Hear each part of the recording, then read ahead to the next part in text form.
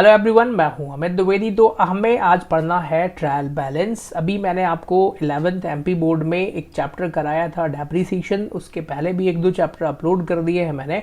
तो कई सारे स्टूडेंट ने मैसेज किया कि सर ट्रायल बैलेंस के क्वेश्चन अपलोड करिए, तो चलिए ट्रायल बैलेंस पढ़ते हैं। देखिए, अभी पिछले वीडियो में आप लोगों ने अच्छा रिस्पॉन्स करा है, तो मैं बिल्कुल आपके डिमांड पे वीडियोज़ अपलोड कर रहा हूँ। आपको जो भी क्लास 11th में जो भी पढ़ना हो अकाउंट्स में, तो आप लोग अपने कमेंट में मैसेज करें, ऐप डाउनलोड कर लीजिए, वहाँ पे भी आप मुझसे बात कर सकते हैं। ओके, तो चलिए विदाउट वेस्टिंग टाइम पढ़ना शुरू करते हैं। और भाई इसको अकेले नहीं पढ़ना है ना, आपके जो दोस्त हैं 11वीं कक्षा वाले, उनको भी जरूर शेयर करिएगा, है ना। अकेले नहीं, ये नहीं कि सिर्फ अकेले पढ़ लिया। चलिए शुरू करें। तो ट्रायल बैलेंस हिंदी में इसको क्या कहते हैं? तलपट। ठीक है, मैं हिंदी और इंग्लिश मीडियम दोनों बच्चों के लिए कॉमन पढ़ा रहा हूं, मैं दोनों ही लोगों को समझ में आएगा। ठीक है, तो चलिए जरा देखिएगा तलपट होता क्या है। तो आपने देखिए शुरू से जब आपने अकाउंट्स पढ़ना स्टार्ट करा था, तो सबसे पहले आपने जनरल एंट्रीज पढ़ा होगा। ठीक है, जनरल एंट्रीज आपने सॉल्व किया होगा। जनरल एंट्रीज के बाद आपने सब्सिडरी बुक्स बनाया होगा, बहुत सारी सब्सिडरी बुक्स बनाया होगा, जिसमें आपने परचेज बुक बनाया, सेल्स बुक बनाया, purchase return book, sales return book, फिर कैश बुक बनाया, फर्स्ट डबल और ट्रिपल कॉलम, राइट। उसके बाद आपने फिर पढ़ा लेजर चैप्टर। लेजर में आपने लेजर बनाना सीख लिया। ध्यान से सुनिएगा सभी लोग, लेजर में आपने सबके अलग अलग अकाउंट बनाए थे और सबके बैलेंसेस बने थे। ठीक है, सब में कुछ ना कुछ बैलेंस बचे थे। अच्छा, तो वो जो लेजर के बैलेंस है उसके आगे अब हमको पढ़ना है। मतलब समझ में आ गया कि अकाउंटिंग में हम किस पोजीशन में हैं। वो जो लेजर के बैलेंसेस बच रहे थे, उन्हीं बैलेंसेस को हमें आगे ले जा करके ट्रायल बैलेंस में लिखना है। समझ में आ गया? ओके। अब दूसरा मुद्दा ये है कि ट्रायल बैलेंस क्यों बनाया जाता है, why we prepare trial balance. तो देखिए, आपने अकाउंटिंग में पढ़ा होगा। अच्छा, 11वीं कक्षा में हम जो पढ़ते हैं उसको अकाउंट्स का नाम क्या है हमारा? Book keeping. ध्यान से सुनिएगा। तो भाई बुक कीपिंग मतलब हिंदी में क्या बोलते हैं इसको? पुस्त पालन। तो बुक कीपिंग मतलब आपको बुक्स ऑफ अकाउंट्स मेंटेन करनी पड़ती हैं। तो क्या ट्रायल बैलेंस एक बुक कीपिंग की प्रोसेस है? ये बुक कीपिंग नहीं होती है। तो यहाँ से आपका लेजर बनाने के बाद बुक कीपिंग का काम हो जाता है खत्म, और यहाँ से शुरू होता है अकाउंटिंग का काम। ओके, तो ट्रायल बैलेंस जो है वो अकाउंटिंग में आपकी फर्स्ट एंट्री होती है। मतलब यहाँ से आप अकाउंटिंग करना शुरू कर देंगे। ये चीज़ क्लियर हो गई? ओके, तीसरी चीज़ पर आते हैं, ट्रायल बैलेंस बनाया क्यों जाता है। देखिए, अकाउंटिंग की आपने डेफिनेशन पढ़ा होगा, एक थ्योरी भी पढ़ा होगा कि अकाउंटिंग जो है वो साइंस और आर्ट दोनों है, समझाइए, कला और विज्ञान दोनों है, समझाइए। तो कैसे? मतलब अकाउंटिंग के जो प्रिंसिपल्स होते हैं, जिस तरीके से साइंस में प्रिंसिपल्स होते हैं उसको हम प्रूव करते हैं, ऐसे ही अकाउंट्स में भी प्रिंसिपल्स हैं। डबल एंट्री सिस्टम है, तो उसको प्रूव कैसे करेंगे? तो भाई उसके लिए इन्होंने बड़ा अच्छा सिस्टम रखा ट्रायल बैलेंस का। अगर आपने अभी तक सब अकाउंटिंग सही किया है और आपके ट्रायल बैलेंस का दोनों साइड का टोटल, डेबिट साइड का और क्रेडिट साइड का टोटल इक्वल आ रहा है, मतलब आपने अभी तक सही अकाउंटिंग किया है। ओके, तो ट्रायल बैलेंस हम जनरली इसीलिए बनाते हैं कि इसके पहले हमने बुक कीपिंग में जो भी प्रोसेस फॉलो करा है, क्या वो सही है या नहीं, इसको जांचने के लिए एक ट्रायल बैलेंस बनाया जाता है। अगर ट्रायल बैलेंस में दोनों तरफ का टोटल मैच हो जा रहा है, मतलब पुरानी जो भी अकाउंटिंग किया है आपने वो सब सही है, फिर इसके आगे की प्रोसेस में बढ़ जाते हैं। अब एक सवाल और थ्योरी में रहता है कि, अब थ्योरी में ज़्यादा डिटेल नहीं पढ़ा रहा हूँ बट थोड़ा बहुत बता देता हूँ। अब थ्योरी में एक सवाल और आता है कि क्या ट्रायल बैलेंस का टोटल हो जाना इस बात का प्रमाण है कि अकाउंटिंग बिल्कुल सही है? तो आंसर है नहीं। जरूरी नहीं है कि ट्रायल बैलेंस टैली हो जाए तो आपने जो अकाउंटिंग किया है वो सही हो, उसमें कुछ एरर्स हो सकती हैं।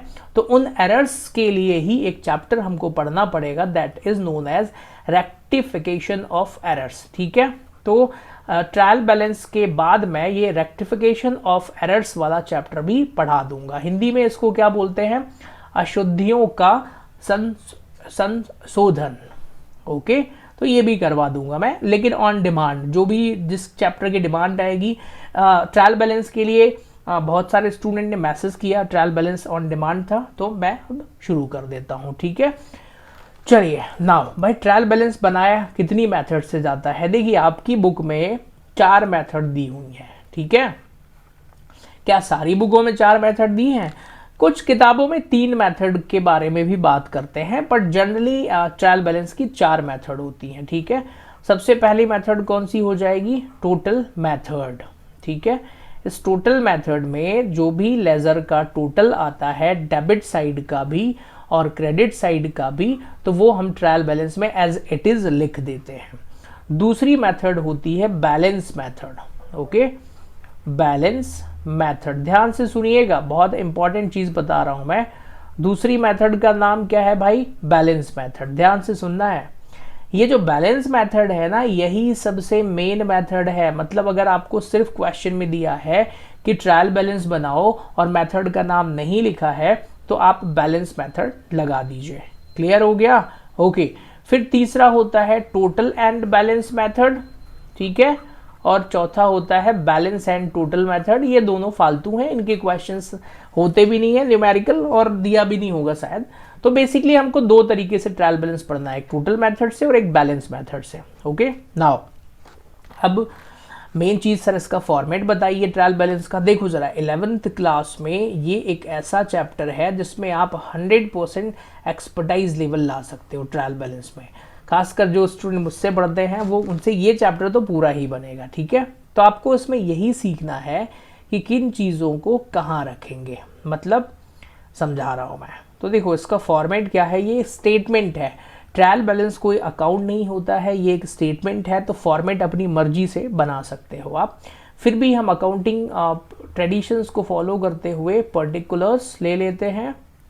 बीच में आप चाहो ना तो LF का कॉलम भी ले सकते हो, मैंने बताया अपनी मर्जी है, कोई दिक्कत नहीं है। फिर ये डेबिट अमाउंट हो जाएगा और ये क्रेडिट अमाउंट हो जाएगा। अब बात करते हैं कि भाई लिखना क्या है इसके अंदर, तो ध्यान से सुनना, यही गोल्डन प्रिंसिपल है, यहीं पे चैप्टर खत्म हो जाएगा। सबसे पहले 4 स्टेप लर्न करना है आपको। ऑल एसेट्स, जितनी भी एसेट्स होती हैं वो एसेट्स कहाँ लिखेंगे हम? डेबिट साइड में। और जितने भी एक्सपेंसेस होते हैं ना, वो भी हम कहाँ लिखेंगे? डेबिट में। मतलब जितने भी एसेट्स और एक्सपेंसेस होते हैं वो डेबिट में जाएंगे। क्लियर हो गया? ओके। अब आप कहेंगे सर हम तो 11th क्लास के बच्चे हैं, एसेट्स और एक्सपेंसेस कैसे पहचानेंगे? देखिए ज़रा, मैं धीरे धीरे पहचानना सिखा दूंगा। हालांकि मैंने आप लोगों को बेसिक पढ़ाया नहीं है, मैं वैसे एसेट्स और एक्सपेंसेस के बारे में डिटेल भी पढ़ाता हूँ बेसिक लेक्चर्स में। मैं कोशिश करूंगा बेसिक लेक्चर भी अपलोड करने के लिए। नाउ सर जितने भी लाइबिलिटीज़ होती हैं, ऑल लाइबिलिटीज़, ध्यान से पढ़ना है। ऑल लाइबिलिटीज, जितनी भी लाइबिलिटीज़ होती हैं और जितनी भी इनकम होती हैं, तो लाइबिलिटीज़ और इनकम दोनों को ही आप कहाँ लिखेंगे? दोनों को ही आपको लिखना है क्रेडिट साइड में। क्लियर हो गया ना? लाइबिलिटीज़ और इनकम को आपको लिखना है क्रेडिट साइड में। 2 स्टेप हो गई याद। पहली स्टेप में पूरी एसेट और पूरे एक्सपेंसेस को डेबिट में लिखना है, जो भी लाइबिलिटीज़ एंड इनकम होंगी उनको क्रेडिट में लिखना है। बस दोनों तरफ का टोटल कर देना है, तो ये बन जाएगा ट्रायल बैलेंस। आप कहेंगे सर आपने तो स्टार्टिंग में बोला था 4 स्टेप याद करना है। अब 2 टेक्निकल पॉइंट समझ लो जरा, ठीक है। वो टेक्निकल पॉइंट ये है, सबसे पहला आपको ध्यान ये रखना है कि अगर क्वेश्चन में आपको COGS मतलब cost of goods sold, Hindi में क्या बोलेंगे इसको? बेचे गए माल की लागत। तो अगर आपको क्वेश्चन में कॉस्ट ऑफ गुड्स सोल्ड दिया हुआ है और इसके साथ में क्लोजिंग स्टॉक दिया हुआ है, क्लोजिंग स्टॉक, तो ये दोनों को हम एक साथ पेयर बना करके डेबिट में लिखते हैं। ये चीज़ ना 90% स्टूडेंट को समझ में नहीं आती है, तो भाई ध्यान से समझ लेना इसको, है ना। मतलब मेरा कहने का ये है कि कॉस्ट ऑफ गुड्स सोल्ड और क्लोजिंग स्टॉक जब दोनों दिए हों क्वेश्चन में तो ही लिखेंगे। इन दोनों में से अगर एक मिसिंग है तो इन दोनों को ही नहीं लिखेंगे। एक पेयर और बनता है, वो है ओपनिंग स्टॉक, ओपनिंग स्टॉक और परचेज का। मतलब ओपनिंग स्टॉक हम तभी लिखेंगे जब क्वेश्चन में परचेज दिया हो, या फिर हम परचेज तभी लिखेंगे जब क्वेश्चन में ओपनिंग स्टॉक दिया हो। दूसरे तरीके से इसको समझाऊं मैं, सुनिए।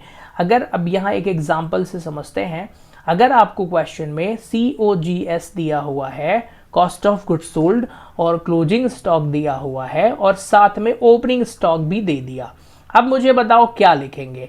तो क्वेश्चन में इन दोनों का पेयर बन रहा है तो उनको डेबिट साइड लिख देंगे, ओपनिंग स्टॉक नहीं लिखेंगे क्योंकि इसका साथी नहीं है। फिर से एक दूसरा एग्जाम्पल, अगर आपको क्वेश्चन में, यहां अलग से समझा देता हूं मैं, अगर आपको क्वेश्चन में ओपनिंग स्टॉक दिया हुआ है तो ओपनिंग स्टॉक दे दिया, और क्वेश्चन में यहां पर परचेज दे दिया, ठीक है, ओपनिंग स्टॉक के साथ में परचेज दे दिया और क्लोजिंग स्टॉक दे दिया। अब मुझे बताएं क्या करना है। तो सर ओपनिंग स्टॉक और परचेज दोनों को लिखेंगे, क्लोजिंग स्टॉक नहीं लिखेंगे, क्योंकि क्लोजिंग स्टॉक तभी लिखते हैं जब कॉस्ट ऑफ गुड्स सोल्ड दिया हो। समझ में आ गया? तो ये था main basic concept, trial balance खत्म। अब क्या करना है, बस प्रैक्टिस करनी है। तो आइए जरा न्यूमेरिकल क्वेश्चन सॉल्व करते हैं। आपकी बुक का नाम क्या है भाई? Shivlal accounting, class 11th, state board, MP board, है ना। क्वेश्चन नंबर 1 पर आइए। अब मैं इसको क्या प्रॉपर कॉलम वगैरह खींच के करूं क्या? नहीं, मेरा कोई पेपर नहीं है, पेपर आपका है, तो कॉलम आप खींचेंगे, प्रॉपर प्रेजेंटेशन आप करेंगे कॉपी में, ठीक है। फिर भी थोड़ा बहुत मैं अच्छे से ट्राई कर लेता हूं। बुक निकालिए, आप लोग आ जाइए जरा भाई, बुक निकाल लो।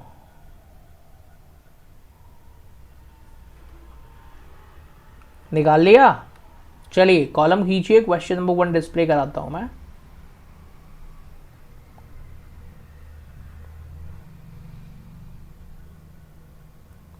कॉलम खींचने में ही टाइम लगता है।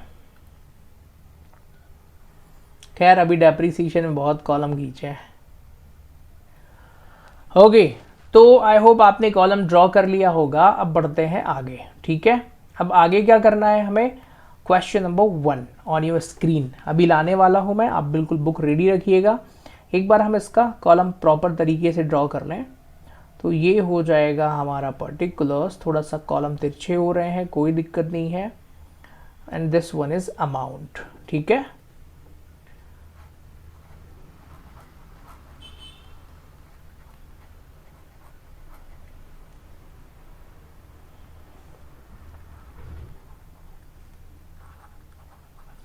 चलिए शुरू करें क्वेश्चन करना। नाउ क्वेश्चन नंबर 1 पर आइएगा।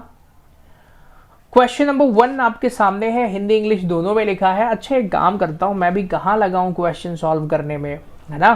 क्या मैं इनको यहीं से बताता जाऊं कि कौन सी चीज कहाँ लिखेंगे? नहीं सर, कुछ क्वेश्चन अच्छे से करवाइए। चलो कुछ करवा देता हूं मैं, ध्यान से सुनना। तो भाई पहला क्वेश्चन है, prepare trial balance by balance method. इन्होंने बोला है कि ट्रायल बैलेंस बनाओ बैलेंस मेथड से, ठीक है। फ्रॉम द टूल्स, मतलब जो दिए हुए हैं totals of both side of accounts, मतलब दोनों साइड के टोटल दिए हुए हैं आपको। तो बड़ा आसान है, ध्यान से सुनना। ये क्वेश्चन कैसे सॉल्व करेंगे, यहां पर करना क्या है, आपको टोटल दिया हुआ है ना, कैपिटल का। तो कैपिटल का डेबिट का टोटल इतना, क्रेडिट का टोटल इतना, मतलब कैपिटल का 45,000 रुपए आएगा क्रेडिट साइड में। देखो इसको कैसे सॉल्व करेंगे, ध्यान से सुनना। जिस साइड जितना टोटल आ रहा है उतना डिफरेंस लिखते जाओ। मतलब ये क्रेडिट में टोटल आ रहा है ना, तो क्रेडिट में लिख देंगे। सुनना जरा ध्यान से, इस क्वेश्चन में वो जो मैंने कॉन्सेप्ट पढ़ाया था एसेट्स और लायबिलिटीज वाला, वो कुछ अप्लाई नहीं होना है। यहीं पर सिंपल सा दिमाग लगाते जाओ, ठीक है। तो कैपिटल कहां जाएगा? क्रेडिट में 45,000, यहीं लिखता जाता हूं मैं, इसका आंसर यहीं पर आ जाएगा। बिल्डिंग में क्या करेंगे सर? 20,000 रुपए डेबिट में लिखेंगे, क्योंकि क्रेडिट में कुछ है नहीं, इसलिए। सर फर्नीचर में 4,000 यहां है, 500 यहां है, तो डेबिट में ज्यादा है 3500 रुपए, तो 3500 रुपए कहां लिख देंगे सर? डेबिट साइड में। परचेज में सर 29,400 रुपए आएगा, 600 घटा दो, 30,000 में 600 घटा दो, तो 29,400 रुपए आएगा, और इसको भी हम कहां लिख देंगे? डेबिट साइड में। सेल्स में सर क्रेडिट में 40,000 दिया है, तो क्रेडिट साइड में ही लिख देंगे। सर रमेश अकाउंट में 3,000 रुपए आएगा, वो भी क्रेडिट साइड आएगा, क्योंकि क्रेडिट का टोटल ज्यादा है इसमें, ठीक है। नाउ सर सुरेश में 5,000 रुपये आएगा, वो भी किस साइड में लिखेंगे, डेबिट साइड में, क्योंकि इसका डेबिट का टोटल ज़्यादा था, ये क्रेडिट नहीं डेबिट होगा। सर मदन्स में 20,000 दोनों तरफ बराबर है तो नहीं लिखेंगे, इनको इग्नोर कर देंगे। सर इसमें बैंक अकाउंट में 8,000 रुपये आएगा और किस साइड आएगा, डेबिट साइड, क्योंकि डेबिट का टोटल ज़्यादा है। सर कैश अकाउंट में 5,000 रुपये आएगा डेबिट साइड में, क्योंकि डेबिट का टोटल ज़्यादा है। सर डिस्काउंट में 700 रुपये आएगा क्रेडिट साइड में, क्योंकि क्रेडिट का टोटल ज़्यादा है। सर ओपनिंग स्टॉक 17,800 रुपये डेबिट साइड लिखेंगे, क्योंकि क्रेडिट में कुछ है ही नहीं, तो इसका लिख लेना, दोनों तरफ का टोटल बराबर कर लेना, 88,700 आ जाएगा। 100% आएगा ही, मुझे यकीन है अपने आप पे। चलिए क्वेश्चन नंबर 2 पर आते हैं। तो सर 2 में क्वेश्चन जो दिया हुआ है इंग्लिश में पढ़ते हैं। सर यहाँ लिखा है the following is the position of Vivek brothers on 31 मार्च 2015। ध्यान से पढ़िएगा। Cash in hand, sundry debtors, तो कैश इन हैंड कहाँ लिखेंगे? अरे भाई दूसरा क्वेश्चन, ये क्या हो गया? क्या दूसरा क्वेश्चन करना है? नहीं करना है। क्या ये किसी पेपर में आएगा? नहीं आएगा। क्यों नहीं आएगा पता है क्यों? क्योंकि भाई इसमें ना लेज़र बनाना पड़ेगा, जनरल बनाना पड़ेगा, पहले जनरल एंट्री करनी पड़ेगी, फिर लेज़र बनाना पड़ेगा, फिर ट्रायल बैलेंस बनाना पड़ेगा। तो ये एक प्रोजेक्ट होता है एक्चुअल में, है ना पूरा। और ये किसी पेपर में नहीं आता है, इसको करने में 1-2 घंटे लग जाएंगे। तो जब आप अकाउंटिंग सीख जाएं तो इसको खुद से करिएगा। This is homework, this is project work, है ना। ये एक प्रोजेक्ट के तरीके से दिया जाता है। किसी का भी पहले जनरल बनाओ, फिर लेजर बनाओ, फिर उसका ट्रायल बैलेंस बनाओ, अकाउंटिंग प्रोसेस होती है। तो इस क्वेश्चन को किसी क्योंकि पेपर में नहीं आना है तो मैं अभी नहीं करवा रहा हूँ, ये आपके लिए होमवर्क है, लेकिन अभी नहीं बनेगा। पूरा अकाउंटिंग सीख लो, पूरा प्रॉपर रिवीजन करने के बाद ये क्वेश्चन आपसे बन जाएगा, ठीक है। अगर नहीं बन रहा है तो फिर आपसे जनरल लेजर में दिक्कत होगी, तो जनरल लेजर सीखो। और अगर जनरल लेजर बन रहा है तो भाई इनके जनरल लेजर बना के फिर ट्रायल बैलेंस बना लेना। Got it? या तो हमारा मेन क्वेश्चन यहां से शुरू होता है, एग्जामिनेशन पॉइंट ऑफ व्यू, जो एग्जाम में आ भी चुका है 2019 के पेपर में, ठीक है ना। बोर्ड से पेपर बनता है ना गवर्नमेंट स्कूल का, वहां से। चलिए तो सर क्या करें अब क्या हम कॉलम खींच के प्रॉपर तरीके से क्वेश्चन सॉल्व करें? मैं तो बोलता हूं कि मैं यहीं पर चीज़ें बताता जाता हूं, क्योंकि मेरा कोई पेपर है नहीं, है ना। और मैं आपको बस यहीं पे लॉजिक के साथ समझाता जाता हूं कि भाई कौन सा क्वेश्चन कहाँ होना है। हाँ, लेकिन मेरी एक शर्त है कि एक क्वेश्चन मैं अच्छे से समझा दूं प्रॉपर फॉर्मेट के साथ में, बाकी मैं डेबिट क्रेडिट बता दूंगा तो चैप्टर खत्म हो जाएगा विद इन 2 क्लासेस, राइट। तो चलिए एक क्वेश्चन तो मैं अच्छे से करवा दूं। तो कैश इन हैंड 2450 रुपए, क्वेश्चन नंबर 3 है, ध्यान से सुनना। तो इसमें हेडिंग डाल दो यहाँ पे क्वेश्चन नंबर 3, ठीक है। अब जरा देखो कैसे लिखेंगे कैश इन हैंड। इसमें टाइम क्यों लगता है? क्योंकि हर बार मुझे अमाउंट देखना पड़ेगा। कैश इन हैंड कितने रुपए है भाई cash in hand? Sir cash in hand है 2450 रुपए, और मेरे पास 11th क्लास की बुक नहीं है, बस ये PDF फाइल है। बुक है दूसरी जगह पे है। कैपिटल 20,000 रुपए। कैश इन हैंड तो डेबिट में जाता है क्योंकि एसेट होता है, कैपिटल क्रेडिट में जाएगा क्योंकि ये लाइबिलिटीज होता है। तो कैपिटल कहाँ लिखेंगे? कैपिटल लिखेंगे 20,000 रुपए क्रेडिट में, क्योंकि कैपिटल क्या होता है हमारे लिए? लाइबिलिटीज होता है। ऐसे ही बस लिखते जाना है, खुद से लिख लेना। हालांकि मैं एक क्वेश्चन करवा देता हूँ। सैलरी लिखेंगे डेबिट में 2,000 रुपए, क्योंकि सैलरी हमारे लिए एक्सपेंसेस होता है, ठीक है। सिर्फ एक क्वेश्चन कंप्लीट कराऊंगा मैं, बाकी ऐसे ही बताता जाऊंगा, खुद से लिख लेना भाई, इसमें तो कुछ है नहीं, है ना, ठीक है। बिल्स पेबल 1,600 रुपए कहाँ लिखेंगे? क्रेडिट साइड में, क्योंकि बिल्स पेबल हमारे लिए लाइबिलिटीज होता है, ठीक है। मतलब आपको ना बस यही सारी चीज़ें समझना है कि कौन सी चीज़ें क्या हैं। धीरे धीरे पूरी अकाउंटिंग में एक्सपर्ट हो जाओगे अगर ये सीख लिया, समझ लिया तो, ठीक है। तो बिल्स पेबल 1,600 रुपए। आगे बढ़े। सर ओपनिंग स्टॉक 16,000 रुपए कहाँ लिखेंगे? क्वेश्चन में परचेज कहीं ना कहीं तो दिया ही होगा, सॉरी। तो ये लोग ओपनिंग स्टॉक डेबिट साइड में लिखेंगे 16,000 रुपए। अभी मैंने देखा नहीं है, आगे ऐसे लिख दिया है क्योंकि क्लोजिंग ये परचेज दिया है भाई, ठीक है ना। ओके सर क्रेडिटर कहाँ लिखेंगे? 5,000 रुपये। देखो जरा, क्रेडिटर हमारे लिए लाइबिलिटीज होते हैं, ठीक है। तो क्रेडिटर्स कहाँ जाएंगे? लाइबिलिटीज कहाँ लिखते हैं सर? लाइबिलिटीज लिखते हैं क्रेडिट साइड में, बिल्कुल सही है। ओके अब ध्यान से सर डेटर्स कहाँ लिखते हैं? 23,000 रुपए के दिए हुए हैं। देखो डेटर्स हमारे लिए एसेट्स होते हैं और एसेट्स कहाँ लिखते हैं? डेबिट साइड में।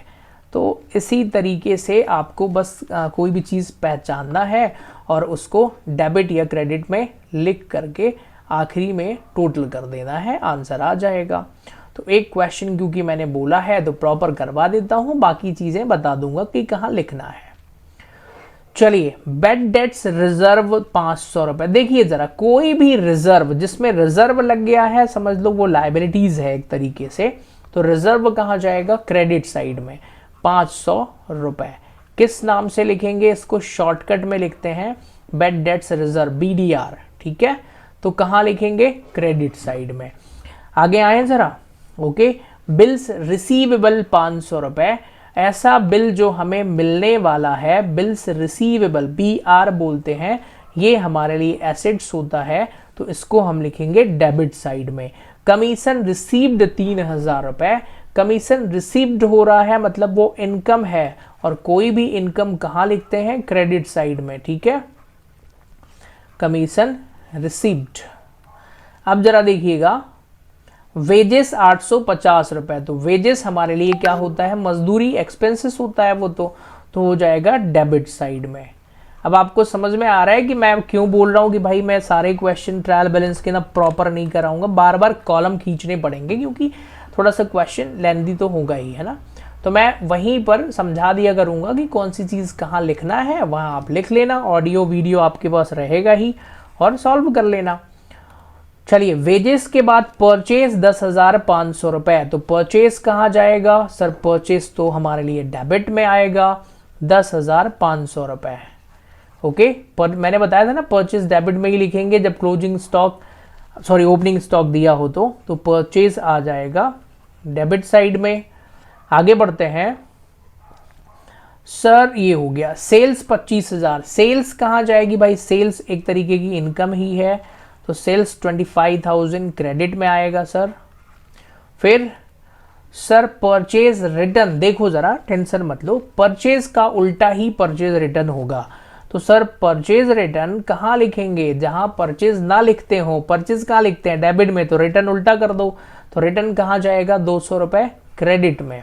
ओके फिर सर क्लोजिंग स्टॉक दिया है, क्या हम क्लोजिंग स्टॉक इस क्वेश्चन में लिखेंगे? नहीं लिखेंगे, क्योंकि इसका एक साथी cost of good sold question में नहीं दिया हुआ है। अब आप दोनों तरफ का टोटल कर लेना, टोटल एक इक्वल आना चाहिए, और आएगा ही आएगा 55,300 रुपए। क्लियर हो गया? 55,300, इसका भी 55,300। तो ये हो गया ट्रायल बैलेंस। अब ये मैं पूरा लिखूंगा ही नहीं, यहीं स्क्रीन पर ही क्वेश्चन सॉल्व करवा दूंगा। तो चौथे क्वेश्चन पर आते हैं, ध्यान से सुनना, प्रॉपर लॉजिक के साथ यही बता दूंगा कि कौन सी चीज कहां लिखना है, लिख लेना। चलिए सुनते जाइए। कैपिटल सर, कैपिटल हमारे लिए लायबिलिटीज होता है तो क्रेडिट जाएगा। फर्नीचर एसेट होता है तो डेबिट जाएगा। ट्रेड एक्सपेंसेस, एक्सपेंसेस है तो डेबिट जाएगा। डिस्काउंट अलाउड हमारे लिए एक्सपेंसेस होता है तो डेबिट जाएगा। डिस्काउंट रिसीव्ड हमारे लिए इनकम होता है तो क्रेडिट जाएगा। परचेज डेबिट जाएगा। सेल्स क्रेडिट जाएगा। कैश डेबिट जाएगा। बिल्डिंग डेबिट जाएगा। डेटर्स डेबिट जाएगा। क्रेडिटर्स क्रेडिट जाएगा। समझ में आ गया? लिख लेना। हो गया क्वेश्चन। तो अब ये लिखने में मुझे आधे घंटे लग जाते, ऐसे जल्दी हो जाएगा। पांचवें क्वेश्चन पर आते हैं। कैपिटल कहाँ जाएगा? लायबिलिटीज होता है तो क्रेडिट में। क्रेडिटर्स क्रेडिट में। बैंक ओवरड्राफ्ट लायबिलिटीज होता है, क्रेडिट में लिखेंगे। बिल्स पेबल क्रेडिट में लिखेंगे। ओपनिंग स्टॉक डेबिट में लिखेंगे। परचेज डेबिट में लिखेंगे। डेटर्स डेबिट में लिखेंगे। सेल्स क्रेडिट में लिखेंगे क्योंकि सेल इनकम है। परचेज रिटर्न क्रेडिट में लिखेंगे क्योंकि परचेज का उल्टा लिखना है। सेल्स रिटर्न डेबिट में लिखेंगे क्योंकि सेल्स क्रेडिट में जाती है तो सेल्स रिटर्न इसका अपोजिट आएगा। मशीनरी डेबिट में लिखेंगे, एसेट होता है। कैश भी एसेट होगा तो डेबिट में। बैंक बैलेंस भी एसेट होता है तो डेबिट में। बिल्स रिसीवेबल भी एसेट होता है तो डेबिट में लिख लेना। टोटल 72,000 रुपए आ जाएगा। क्वेश्चन नंबर 6 पर आए। एक ही क्लास में चैप्टर खत्म करना है, कर देंगे, कोई दिक्कत नहीं है। मुझे रट के थोड़ी आना होता है कि मैं रट के आऊं, है ना। चलिए सर, परचेज कहाँ लिखेंगे? डेबिट में। सेल्स कहाँ लिखेंगे? क्रेडिट में। एडवर्टीजमेंट कहाँ लिखेंगे? डेबिट में। ओपनिंग स्टॉक डेबिट में। सैलरी डेबिट में। फर्नीचर डेबिट में। मशीनरी डेबिट में। Debtors debit side. Creditors liabilities होता है तो क्रेडिट साइड। कैपिटल लाइबिलिटीज होता है तो credit side. Purchase return opposite purchase का, क्रेडिट साइड। क्लोजिंग स्टॉक नहीं लिखेंगे क्योंकि इसका साथी नहीं दिया हुआ है। तो भाई बड़ी स्पीड में हो रहा है। आइए 7वें क्वेश्चन पे। 7वें क्वेश्चन को IMP टिक कर दीजिए। ये क्वेश्चन आपके पेपर में पूछा जा सकता है, ठीक है। Okay sir, cost of goods sold दिया है पहले ही, तो कॉस्ट ऑफ गुड्स सोल्ड देखो लिखेंगे। अगर हमें क्लोजिंग स्टॉक दिया और नीचे दिख रहा है तो लिख लेते हैं। तो कॉस्ट ऑफ गुड्स सोल्ड कहाँ जाएगा? सर ये जाएगा डेबिट साइड में, ठीक है। डेटर्स कहाँ जाएगा? डेबिट में। फिक्स्ड एसेट कहाँ जाएगा? डेबिट में। एक्सपेंसेस कहाँ जाएगा? डेबिट में। सेल्स कहाँ जाएगा? सर क्रेडिट में। कैपिटल कहाँ जाएगा? सर क्रेडिट में। ड्राइंग्स कहाँ जाएगा? Sir debit side. Opening stock नहीं लिखेंगे। क्यों नहीं लिखेंगे सर? क्योंकि इस क्वेश्चन में credit, cost of goods sold और क्लोजिंग स्टॉक वाला पेयर बन रहा है लेकिन ओपनिंग स्टॉक वाला नहीं बन रहा है, इसलिए इसको इग्नोर कर देंगे। तो चलिए क्लोजिंग स्टॉक इसको नहीं लिखेंगे, है ना। क्लोजिंग स्टॉक डेबिट में। क्रेडिटर्स क्रेडिट में। टोटल आ जाएगा 321, आएगा ही आएगा, मुझे पता है। क्वेश्चन नंबर 8 पर आते हैं। प्रिपेयर ट्रायल बैलेंस, ठीक है सर, बनाते हैं। सैलरी कहाँ लिखेंगे? डेबिट साइड में। बिल्डिंग लिखेंगे सर डेबिट में। कैपिटल लिखेंगे क्रेडिट में। बिल्स पेबल क्रेडिट में। डेटर्स कहाँ लिखेंगे? डेबिट में। इंश्योरेंस कहाँ लिखेंगे? डेबिट में। क्रेडिटर्स कहाँ लिखेंगे? क्रेडिट में। बिल्स रिसीवेबल कहाँ लिखेंगे? डेबिट में। बैंक ओवरड्राफ्ट हमारे लिए लायबिलिटीज होता है तो क्रेडिट जाएगा। कमीशन रिसीव्ड इनकम है तो क्रेडिट जाएगा। डोनेशन खर्चा है तो डेबिट जाएगा। परचेस डेबिट जाता है। सेल्स क्रेडिट में। परचेज रिटर्न क्रेडिट में। सेल्स रिटर्न डेबिट में। कैश इन हैंड डेबिट में। आंसर आ गया। 9th क्वेश्चन पर आते हैं। एक बात बताऊं, चैप्टर खत्म हो गया। देख लेते हैं कितने क्वेश्चन बचे हैं। क्या सारे आज ही करवाने हैं क्या? 9 करवा दिए सर, 15 16 हैं, तो भाई एक क्लास और पढ़ लेना ट्रायल बैलेंस की। ओके चलिए, so that is all about for today's. मिलते हैं अगली क्लास में। ध्यान से सुनिए, क्लास 11th में ये जो लेक्चर्स मैं प्रिपेयर कर रहा हूँ आप लोगों के सपोर्ट के ऊपर डिपेंड करता है। डेप्रीसिएशन में अच्छा सपोर्ट किया था आप लोगों ने, लगभग 500 से ज़्यादा स्टूडेंट ने डेप्रीसिएशन देखा था। तो मैं ट्रायल बैलेंस और आगे के लेक्चर्स के लिए चाहूँगा कि आप हज़ारों बच्चों तक पहुँचाएँ इसको। जिस भी शहर में आप रहते हैं, अगर आप 11वीं कक्षा पढ़ रहे हैं, आप यकीन मानिए आपको कॉमर्स 11th में अकाउंट्स की क्लास जाने की ज़रूरत नहीं पड़ेगी। एक एक सवाल मैं यहीं पर डिस्कस कर रहा हूँ। 12th के तो सारी चीज़ें मैंने कर ही दिया है, 11th का भी कर रहा हूँ मैं। Got it. बाकी आप अपडेट कर, क्लासेस की अपडेट के लिए आप मेरा ऐप डाउनलोड कर लीजिए। ऐप के लिंक आपको डिस्क्रिप्शन में दे दूंगा। ओके, तो चलिए, थैंक्स फॉर कनेक्टिंग एवरीवन। मिलते हैं अगली क्लास में। Bye bye to all of you.